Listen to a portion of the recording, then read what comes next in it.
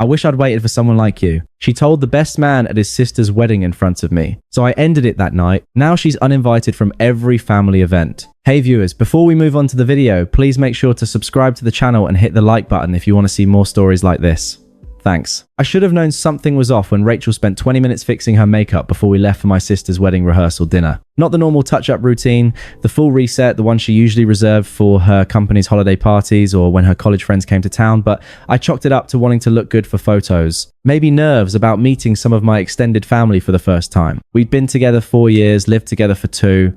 I'm an architect, she works in marketing. Normal relationship stuff. Sunday grocery runs. Arguing about whose turn it was to take out the trash. Her stealing my hoodies. We talked about marriage in that vague someday way that couples do when they're comfortable. My family loved her. Her parents tolerated me. It wasn't fireworks, but it was solid or so, I thought. Sarah's wedding was beautiful. My little sister married her college boyfriend at this vineyard about an hour outside the city late September when the leaves were just starting to turn. I was proud of her.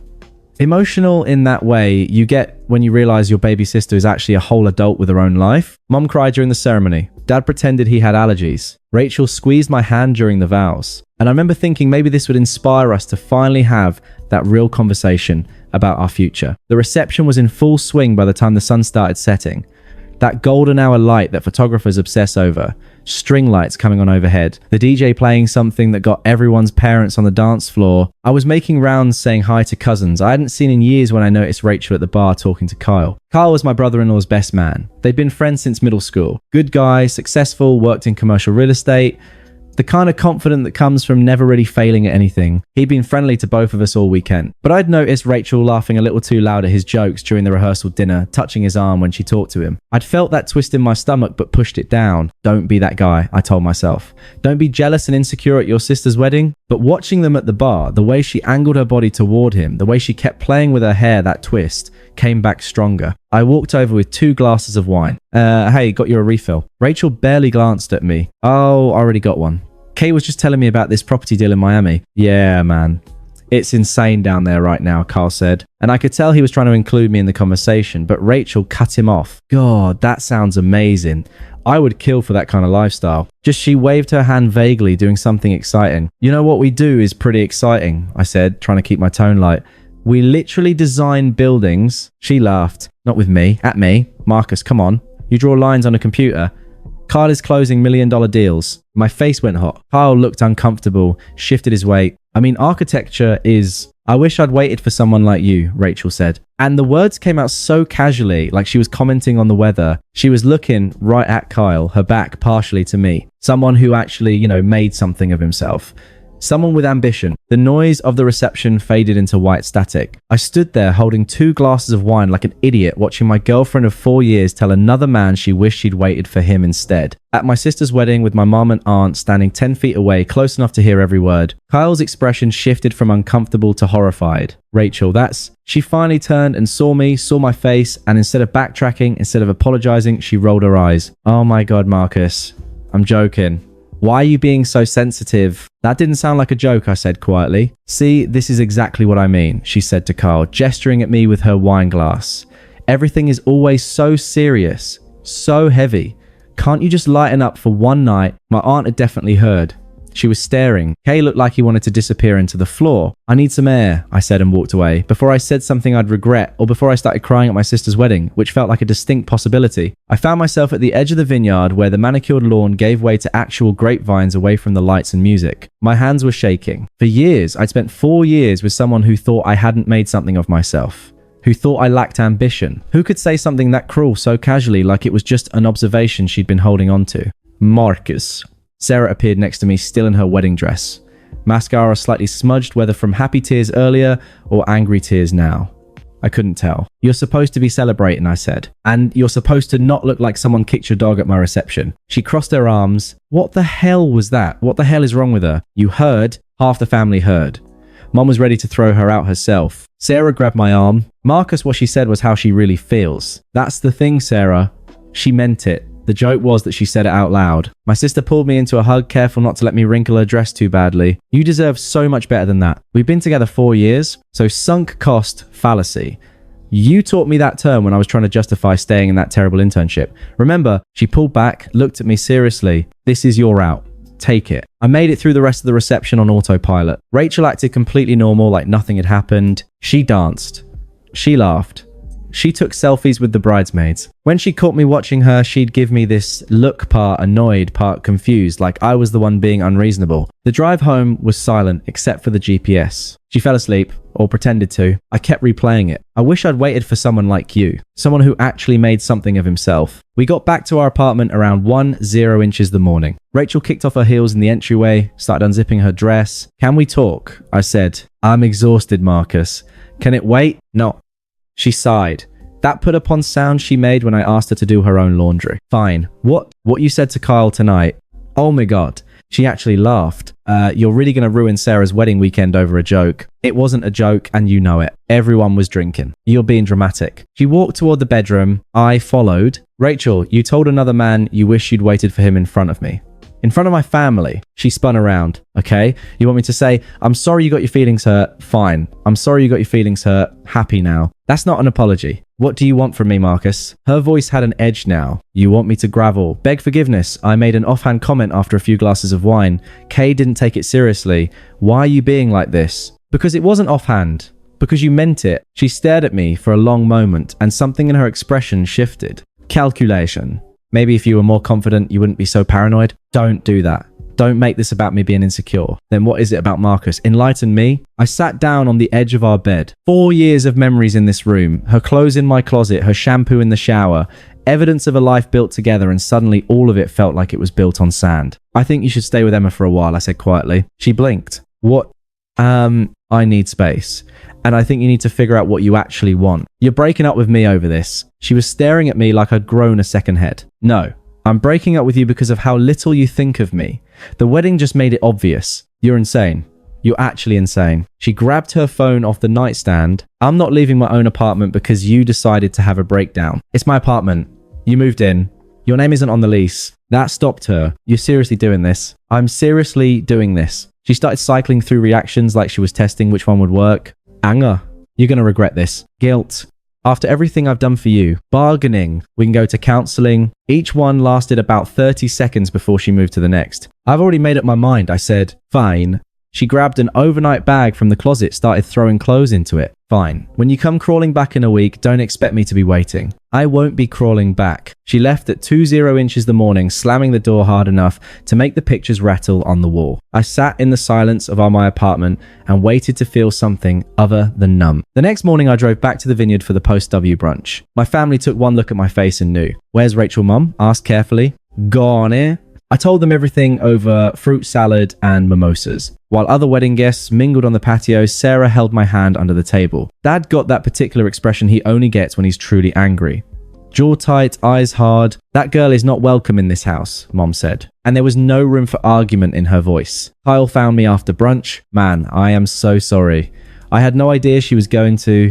I never encouraged. I know, it's not on you. For what it's worth, that was one of the most uncomfortable moments of my life. And I once gave a presentation with my fly down. I managed a weak laugh. Thanks for trying to shut it down. She texted me last night, he admitted. Around 3:00 a.m., I didn't respond. Of course she did. I spent the next week in a fog, changed the locks, had a friend help me box up Rachel's stuff, set it in the building storage room and texted her the unit number.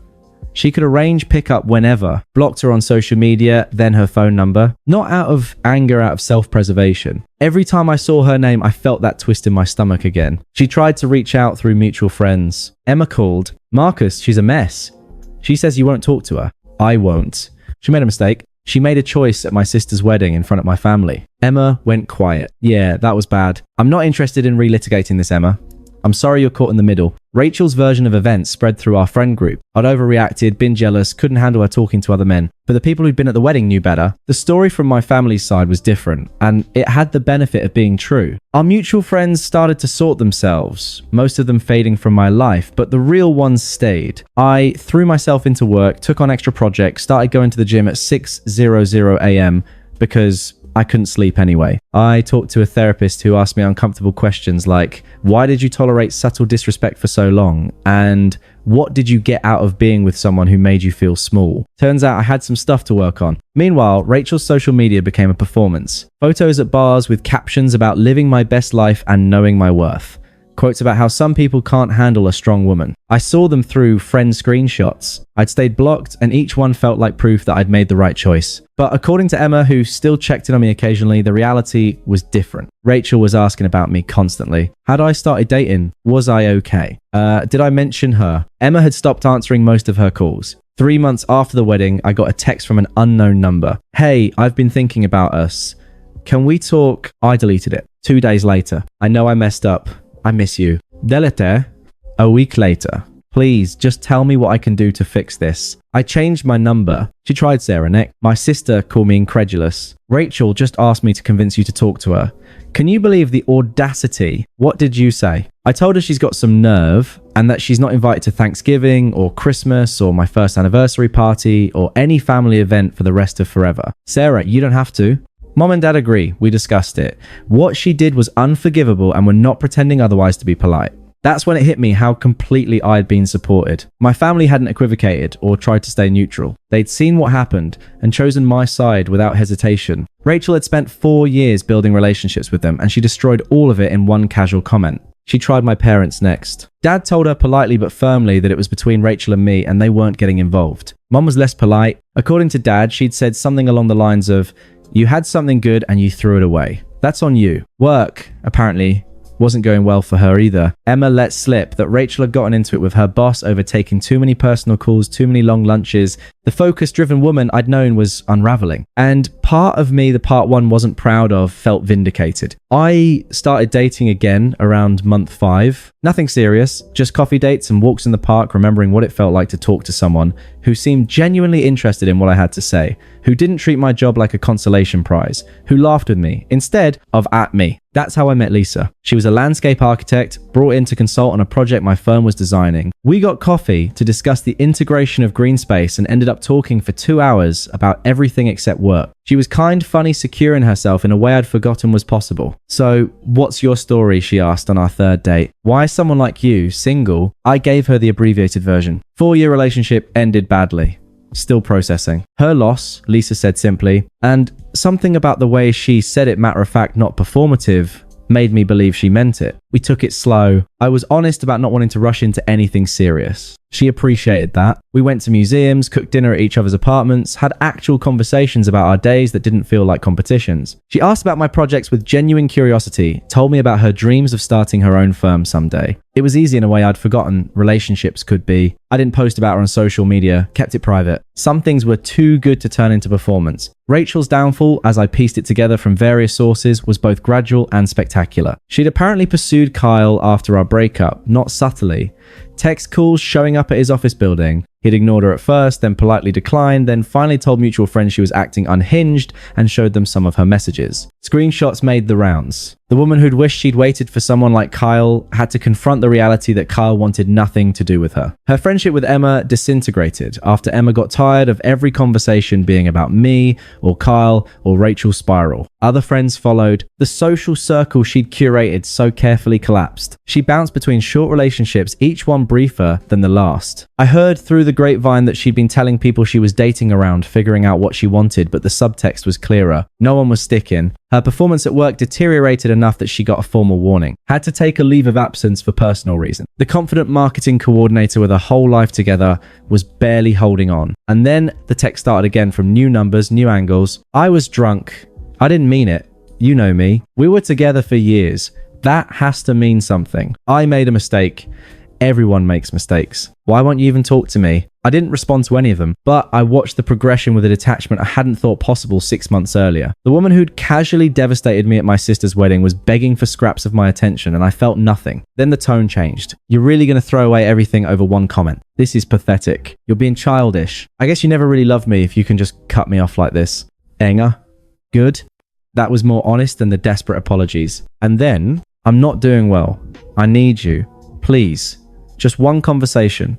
You owe me at least that." I owed her Nothing. My parents' 35th anniversary party was in late May, 10 months after the wedding. They'd rented out the backyard of the same vineyard, going for symmetry or maybe just because they liked the place. Smaller gathering than Sarah's wedding. Family, close friends, people who had been part of their lives for decades. Lisa met my extended family for the first time. My grandmother loved her immediately. My cousins were welcoming. She fit into the fabric of my family in a way that felt natural, unforced. We weren't engaged or anything close to it, but standing there with her hand in mine, watching my parents dance to the same song they danced to at their wedding, I could see a future. An actual future, not the vague someday Rachel and I had always talked about. I was talking to Kyle. We become actual friends over the past months. When I saw Sarah's expression change, she was looking toward the entrance, her face shifting from confusion to anger. I turned. Rachel was walking across the lawn in a sundress. I recognized her hair done in that way that took an hour but was supposed to look effortless. She looked thinner, tired under the makeup. Her eyes scanned the crowd until they landed on me. "You've got to be kidding me," Carl muttered. Lisa touched my arm. "Who's that?"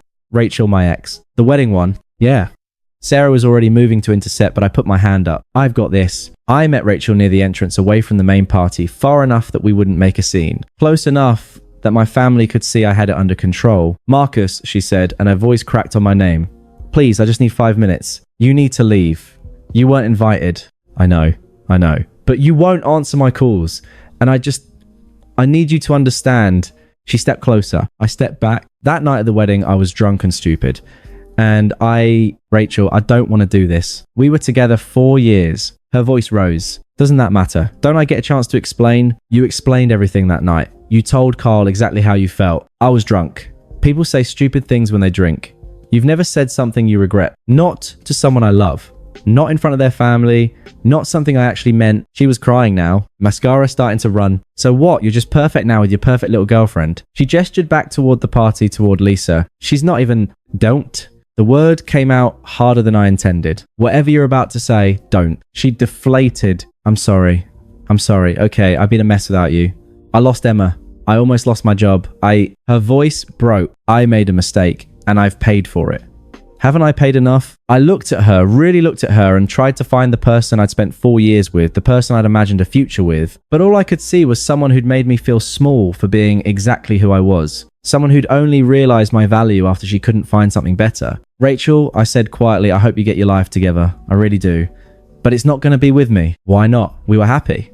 We were good together." "Were we?" Because looking back, I'm not sure you ever really saw me. You saw someone safe.